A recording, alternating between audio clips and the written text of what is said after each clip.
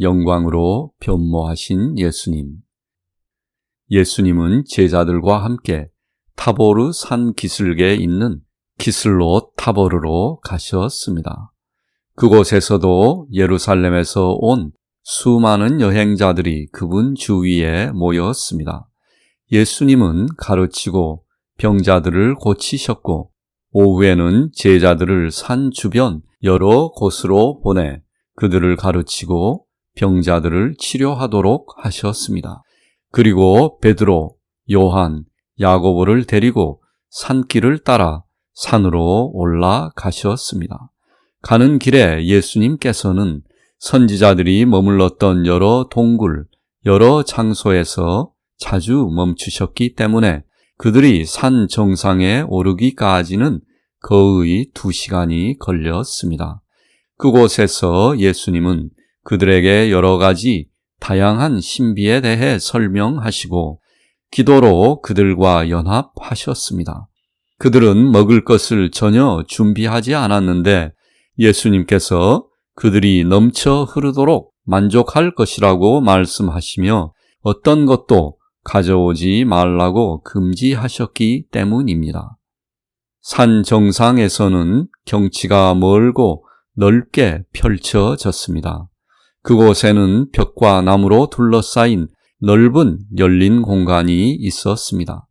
땅은 향기로운 식물과 꽃으로 덮여 있었습니다. 바위 속에서는 맑고 반짝거리는 차가운 물이 쏟아졌는데 예수님과 제자들은 발을 씻고 기분을 새롭게 했습니다. 그런 다음 예수님은 그들과 함께 바위 뒤 동굴로 갔는데 그곳은 마치 예수님이 자주 물러나 기도하시는 올리브산의 동굴과 같았습니다. 예수님은 여기서 그분의 가르침을 계속하셨습니다. 그분은 무릎을 꿇고 기도하는 것에 대해 말씀하시며 앞으로는 손을 높이 들고 간절히 기도해야 한다고 그들에게 말했습니다. 그분은 또한 우리 아버지 기도에 대해 가르치셨는데 그들은 반원형으로 그분 주위에 반쯤 무릎을 꿇고 시편 9절을 낭송했습니다.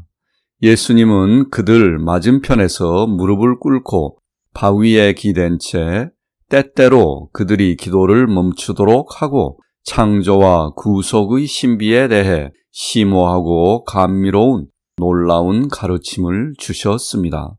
그분의 말씀은 매우 자비로웠으며 제자들은 완전히 말씀에 취했습니다.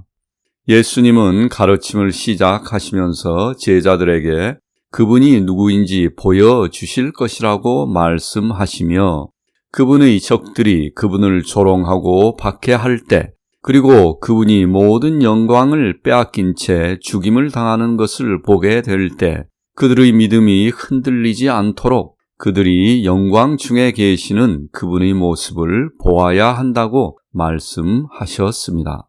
예수님의 말씀이 너무나 감동적이었기 때문에 사도들은 해가 지고 어두워진 사실도 잊었는데 그분의 빛이 점점 더 밝아지며 천사들의 영이 나타나 그분 주위를 맴돌았습니다. 베드로는 그들을 보자 예수님의 말씀을 가로막으며 질문을 했습니다. 주님, 이것이 무슨 뜻입니까? 예수님은 대답하셨습니다. 그들이 나를 섬긴다. 베드로는 놀라 그의 두 손을 앞으로 뻗으며 외쳤습니다. 주님, 저희가 여기 있지 않습니까? 모든 일에서 저희가 주님을 섬길 것입니다. 예수님은 가르치기 시작하셨고 천사의 발현과 함께 감미로운 향기 그리고 천상의 기쁨과 만족이 번갈아 가며 사도들 위에 넘쳐 흘렀습니다. 그러는 동안 예수님은 점점 더 강렬하게 빛으로 빛나 투명하게 되셨습니다.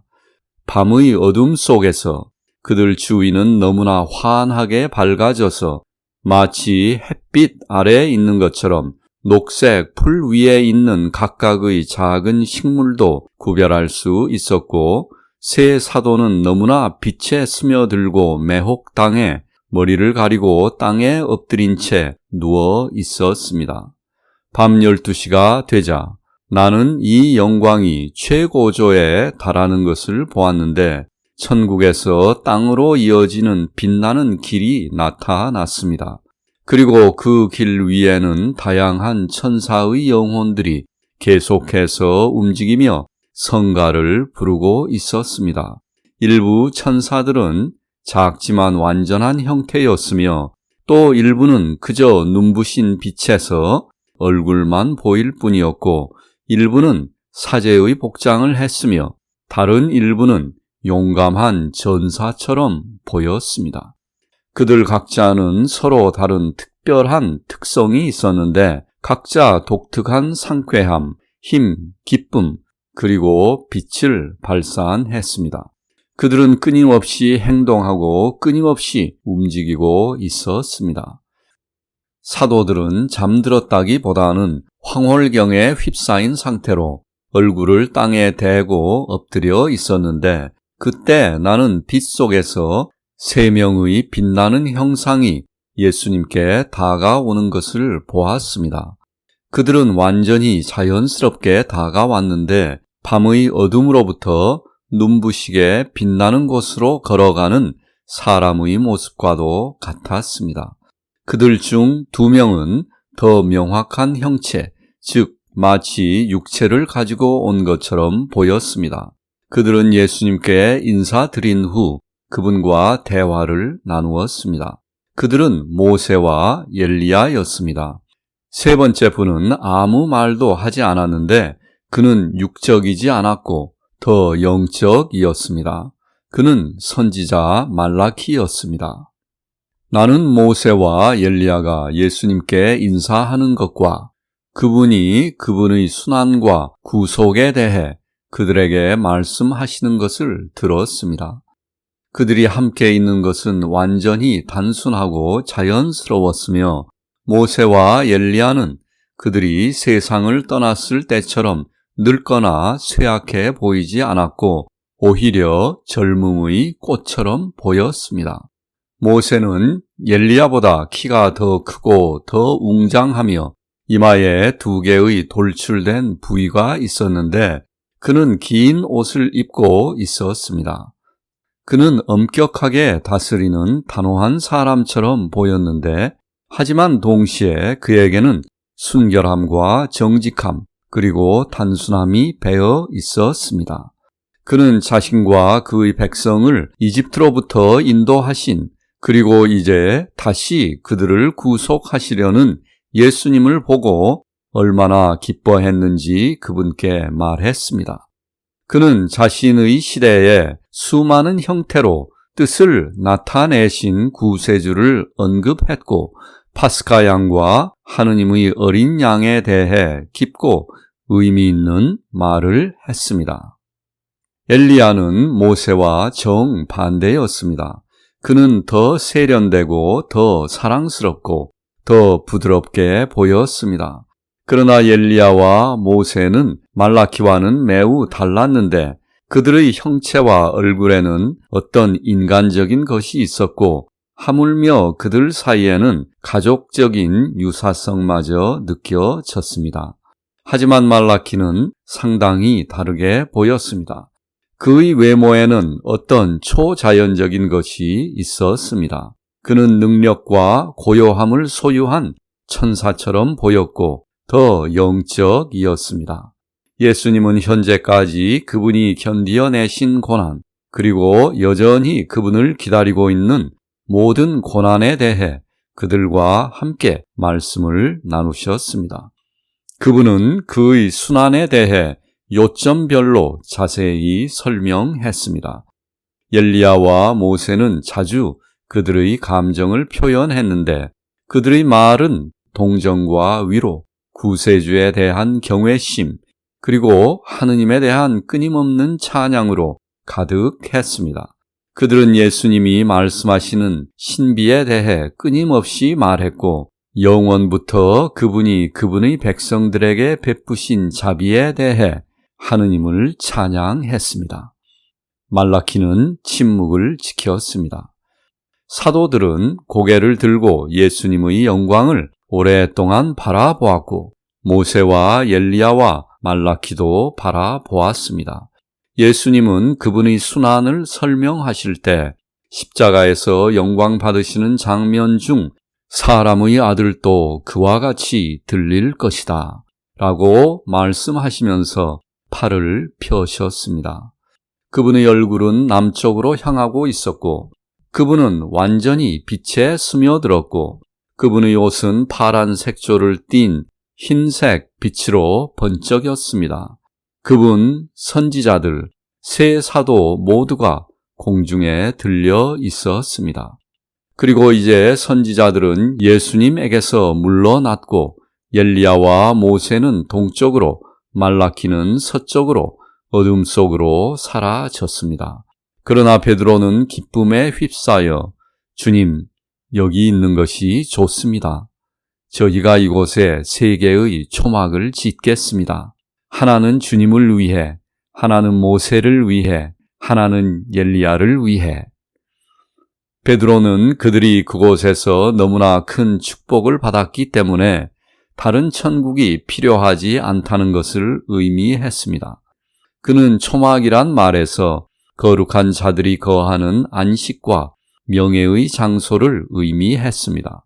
그는 자신이 무슨 말을 하는지 알지 못한 채 황홀경 상태에서 기쁨으로 정신이 없이 이것을 말했습니다.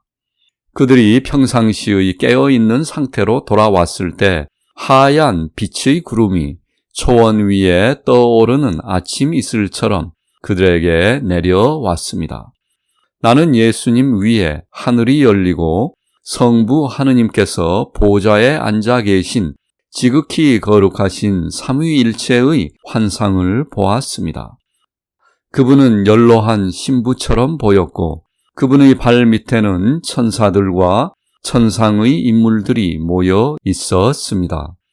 빗줄기가 예수님에게 내려왔고 사도들은 감미롭고 부드러운 한숨과 같은 소리가 이렇게 선언하는 것을 들었습니다. 이는 내가 기뻐하는 자요 나의 사랑하는 아들이다. 너희는 그의 말을 들어라. 어두움과 떨림이 그들에게 엄습했습니다. 자신들의 인간적 연약함과 그들이 본 영광에 압도된 그들은 땅에 엎드렸습니다. 그들은 성부 하느님께서 방금 증거하신 예수님 앞에서 전율했습니다. 예수님은 그들에게 다가가셔서 그들에게 안수하며 말씀하셨습니다. 일어나라, 두려워하지 말라. 그들은 일어나 예수님을 바라보았습니다. 이제 새벽 3시경이 되었습니다. 회색 새벽이 하늘에서 반짝거리고 있었고 습기 찬 수증기가 산기슭 주변에 매달려 있었습니다.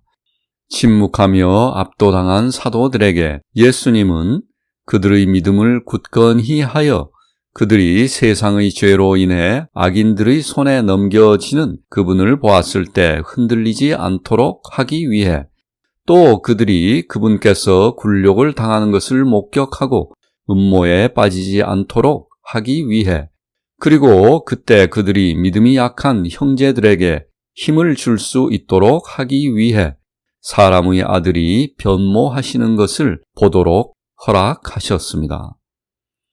그분은 하느님으로부터 깨달음을 받아 그분의 신성의 신비를 꿰뚫은 첫 번째 제자이며 그분 자신의 교회를 건설할 바위라고 말씀하셨던 베드로의 믿음을 다시 한번 언급했습니다. 그런 다음 그들은 다시 기도로 연합했고 아침 햇살을 받으며 산의 북서쪽으로 내려갔습니다.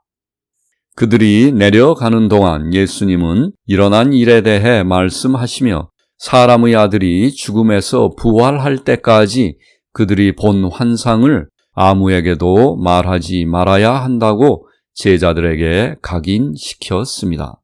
이 명령을 받은 그들은 예수님과 함께 더 조심스럽고 더 경건하게 되었고 그의 말을 들어라는 말씀 때문에 그들은 과거의 의심과 믿음의 부족을 슬퍼하며 뉘우쳤습니다. 그러나 날이 밝아지고 계속 산을 내려오면서 그들이 받은 놀라운 느낌은 사라지기 시작했고, 그들은 사람의 아들이 죽은 자 가운데서 부활할 때까지 라는 표현에 놀라워하며 비록 예수님께 질문을 하지는 않았지만 서로에게 그게 무슨 뜻일까 하고 물었습니다. 그들이 산 기슭에 도달하기 전 사람들이 벌써 병자들과 함께 예수님을 찾아왔고 그분이 그들을 치료하셨는데 그분의 모습에 특별하고 초자연적이며 영광스러운 무언가가 있었기 때문에 사람들은 큰 경외심을 느꼈습니다. 산 아래로 조금 더 내려가자 그분이 전날 주변으로 제자들을 보냈던 많은 사람들과 여러 율법 학자들이 모였습니다. 이 사람들은 축제를 마치고 집으로 돌아오는 길이었습니다. 그들은 제자들을 만나 그곳에 와서 예수님을 기다리고 있었습니다. 예수님은 그들과 제자들이 어떤 종류의 논쟁을 벌이고 있는 것을 보았습니다. 그들이 예수님을 인식하고 그분을 만나 인사를 드리기 위해 앞으로 나왔는데 그분의 영광의 광선이 여전히 그분 주위에 있었기 때문에 그들은 그분의 모습에 놀라워했습니다. 제자들은 평소보다 더 진지하고 더 조심성 있게 예수님을 따르는 새 사도들의 태도를 보고 놀라운 일이 그분에게 일어났을 것이라고 추측했습니다. 예수님께서 논쟁의 주제에 대해 물으셨을 때 한 남자가 군중에서 나와 예수님 앞에 무릎을 꿇고 그의 외아들을 도와달라고 간청했습니다. 그 소년은 미쳤고 귀머거리 마귀에 잡혀 있었는데 그는 때로는 불 속으로 때로는 물 속으로 뛰어들며 고통으로 울부짖었습니다. 아버지는 그를 제자들에게 데려갔지만 제자들은 그를 도와줄 수 없었고 이것은 이제 그들과 율법 학자들 사이에 논쟁의 쟁점이 되었습니다. 예수님은 그들에게 말씀하셨습니다. 오, 믿지 않고 비뚤어진 세대여, 내가 너희와 얼마나 오래 있어야 하겠느냐? 얼마나 오래 너희를 참아 주어야 하겠느냐? 그리고 그분은 아버지에게 그 소년을 데려오라고 명령했습니다. 아버지는 이제 소년을 손으로 이끌고 왔는데 그리로 오는 동안 그는 소년을 양처럼 목에 둘러매고 왔었습니다. 아이는 9살에서 10살 정도 되어 보였습니다. 그가 예수님을 보자 그는 무섭게 자신을 찢기 시작했고 마귀는 그를 땅에 던지고 그는 공포로 비틀고 꼬며 그의 입에서는 거품이 쏟아졌습니다. 그러나 예수님이 그에게 조용하라고 명령하자 그는 가만히 누워 있었습니다. 그런 다음 그분은 아버지에게 소년이 이런 식으로 얼마나 오랫동안 고통을 겪었는지 물었습니다. 그는 말했습니다. 어린 시절부터입니다. 아, 만약 하실 수 있다면 우리를 도와주십시오. 우리에게 자비를 베풀어 주십시오. 예수님께서는 말씀하셨습니다. 너가 믿을 수 있다면 믿는 자에게는 모든 것이 가능하기 때문이다. 그러자 아버지는 울며 외쳤습니다. 주님, 저는 믿습니다. 당신께서 저의 불신을 도와주십시오. 큰 소리로 외치는 이 말이 떨어지자 거리를 두고 소심하게 서 있던 사람들이 다가왔습니다. 예수님은 위협하는 태도로 소년을 향해 손을 들고 말씀하셨습니다. 귀머거리 불결한 영아, 내가 너에게 명령하노니 그에게서 나가고 다시는 그에게 돌아오지 말라.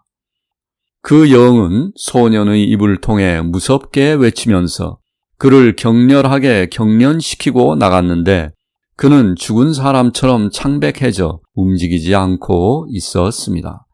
그들은 그의 의식을 회복시키려고 헛된 노력을 했고 군중 가운데 많은 사람들이 그 아이는 죽었다, 그 애는 정말 죽었다 라고 외쳤습니다. 그러나 예수님은 그를 손으로 잡고 기쁨으로 일으켜 세우시고 몇 가지 훈계를 하며 아버지에게로 회복시켰습니다. 그러자 아버지는 눈물과 찬미로 예수님께 감사를 드렸고 이를 본 모든 사람들은 하느님의 위엄을 축복했습니다. 그런 다음 예수님은 제자들과 함께 길을 가셨는데 도중에 그분의 변모의 증인이었던 사도들은 주님에게 다가가 사람의 아들이 죽음에서 부활할 때까지 라는 말에 대해 물었습니다. 그들은 말했습니다. 서기관들은 정말로 부활하기 전에 엘리야가 다시 와야 한다고 말합니다. 예수님은 대답하셨습니다. 엘리야가 참으로 와서 모든 것을 회복해야 한다. 그러나 내가 말하노니 엘리야는 이미 왔다. 하지만 그들은 그를 알지 못했고 기록된 대로 그들의 마음속에 있는 것을 행했다. 그러므로 사람의 아들도 그들에게 고통을 당할 것이다. 예수님은 몇 가지를 말씀하셨는데 사도들은 그분이 세례자 요한에 대해 말하고 있음을 이해했습니다. 모든 제자들이 예수님에게로 다시 모였을 때 그들은 왜 자신들에게는 그 기모거리 소년을 마귀로부터 해방시키는 능력이 없었는지 그분에게 여쭈어 보았습니다. 예수님께서는 대답하셨습니다. 그것은 너희들의 불신 때문이다. 진실로 내가 너희에게 말하노니 만일 너희가 겨자씨 한 알과 같은 믿음을 가지고 있다면 이 산에게 이곳에서 저리로 옮겨가라고 말하면 그것은 옮겨갈 것이다. 너희에게는 아무것도 불가능한 것이 없을 것이다. 그러나 이런 종류는 기도와 금식이 아니면 쫓겨나가지 않는다. 그러고 나서 예수님은 악마의 저항을 극복하는 데 필요한 것이 무엇인지 그들에게 가르치셨습니다. 믿음은 행동에 생명과 능력을 주고 동시에 금식과 기도에서 힘을 얻는다. 금식하고 기도하는 사람은 그가 쫓아내려고 하는 마귀로부터 그의 능력을 마치 그것이 자신에게 끌려오듯이 빼앗아 버린다.